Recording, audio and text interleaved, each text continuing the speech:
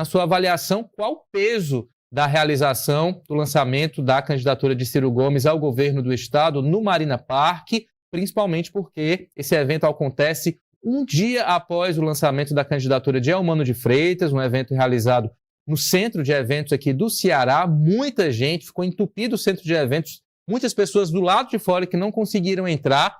Então, digamos que a gente, nesse período ainda de pré-campanha, já que os candidatos não podem pedir votos, a competição que a gente vai ter é de quem consegue atrair mais gente para esses eventos, porque imagem é tudo, tem um grande impacto. Isso com certeza vai ser explorado aí nas redes sociais e também daqui a pouco tempo com o início da campanha eleitoral oficialmente a partir do dia 16 de agosto. Júlia, boa tarde, seja bem-vinda. Boa tarde, Ítalo. Boa tarde a todo mundo que está acompanhando a gente. Pois é, a gente tem uma batalha, né? Não digo silenciosa, mas de recados. Ontem a gente teve um palanque cheio, né, da convenção do Eumano aqui no Ceará. Então, eles reuniram, além dos apoiadores, militância, colocaram muitos aliados no palco também. Então, é isso que o Ciro vai construir, né, pretende construir aí com esse grande evento. Tentar angariar, além de militância, né, de apoiadores, mas também um palanque cheio, né, mostrar que tem apoios. O evento também sinaliza, né, e oficializa, digamos assim, esses apoios que vão construir também essa coligação em questão financeira, em questão de tempo de TV, né, que eu falo especialmente da Federação União PP, né, o vice ali do União Brasil também, que, enfim, a federação ainda está sobre esse questionamento, né, o julgamento está marcado para segunda-feira, né, onde o TRE vai analisar realmente essa questão, se a federação, o evento, né, da convenção que aconteceu no último final de semana e gerou todo esse questionamento que vai na justiça, enfim, os presidentes dos dois partidos, né, do União Brasil e do PP, quiseram e já declararam publicamente que queriam esse apoio ao Eumano, mas a federação bateu o martelo, né, para que fosse realmente para esse apoio ao Ciro. Então, esses eventos acontecem isso, a gente não está em campanha ainda, mas a eleição já está aqui, né? A eleição já está na porta, já está acontecendo.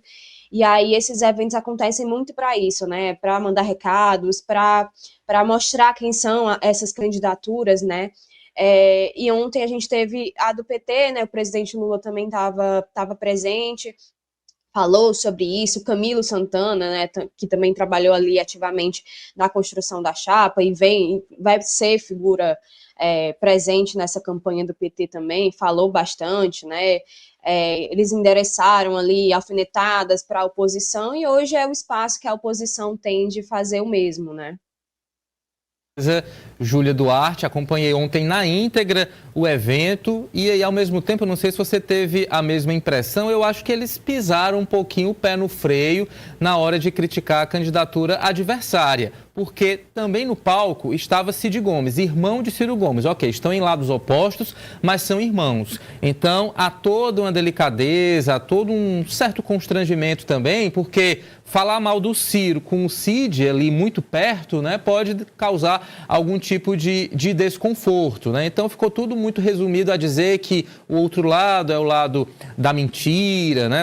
Acho que o governador Camilo Santana, ou o governador Eumano de Freitas foi quem fez ali, digamos, a fala mais dura em relação ao campo opositor, mas o nome do Ciro em nenhum momento foi citado. O próprio presidente Lula, de quem se podia esperar algum tipo de crítica mais forte, preferiu falar muito do governo dele, dos programas, ficou ali acho que 40 minutos falando bastante. Enfim, os recados foram dados, mas ali de forma muito calculada, para não provocar nenhum tipo de tensionamento ou de crise logo no começo desse momento de campanha.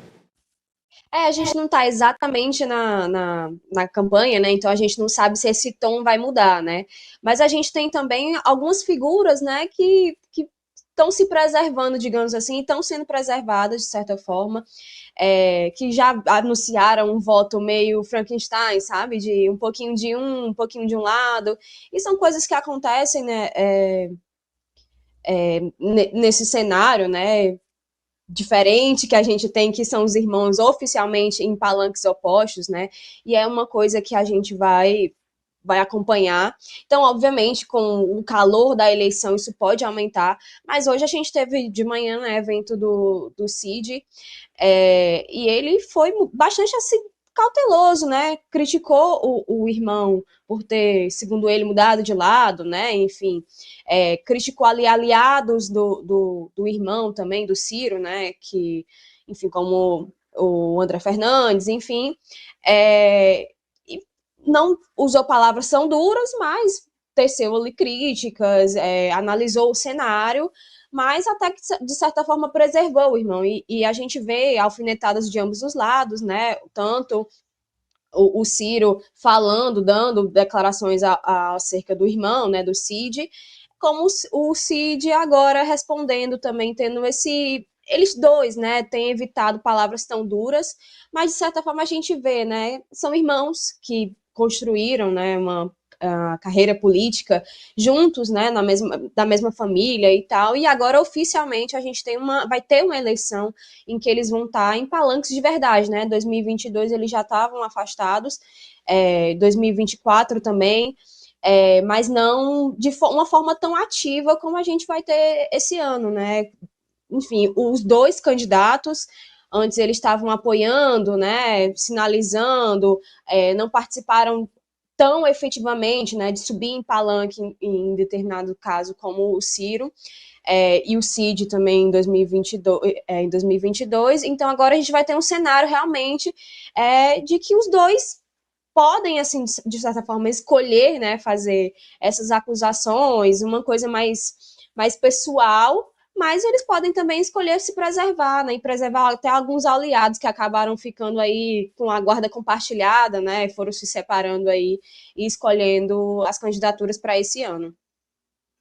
Irmãos em lados opostos, não vão disputar diretamente voto, porque um é candidato ao governador, outro é candidato ao Senado. Inclusive aqui no nosso chat no YouTube já tem gente formando essa dobradinha, Ciro, governador, Cid Gomes, senador. Então isso deve acontecer muito porque há admiradores dos dois nomes, né, que até devem ficar tristes com essa cisão familiar. E falando em Cid Gomes, Júlia vai continuar um pouquinho aqui com a gente, porque como eu já adiantei, na manhã deste sábado foi realizada a convenção do PSB, que oficializou a candidatura de Cid Gomes à reeleição ao Senado. Ele que tenta ficar, então, mais 8 anos no poder e vai ter ali ao lado, como ele já disse, né, vai ser ali um mandato de 4 mãos, Júnior Mano, também do PSB. Cid Gomes, inclusive, chegou a passar mal, ele tem um problema aí chamado de vaso vagal por causa do calor, da pressão política, mas depois ele se recuperou e, inclusive, concedeu uma entrevista onde primeiro ele deu detalhes sobre as discussões em torno da segunda vaga, porque ainda não há definição.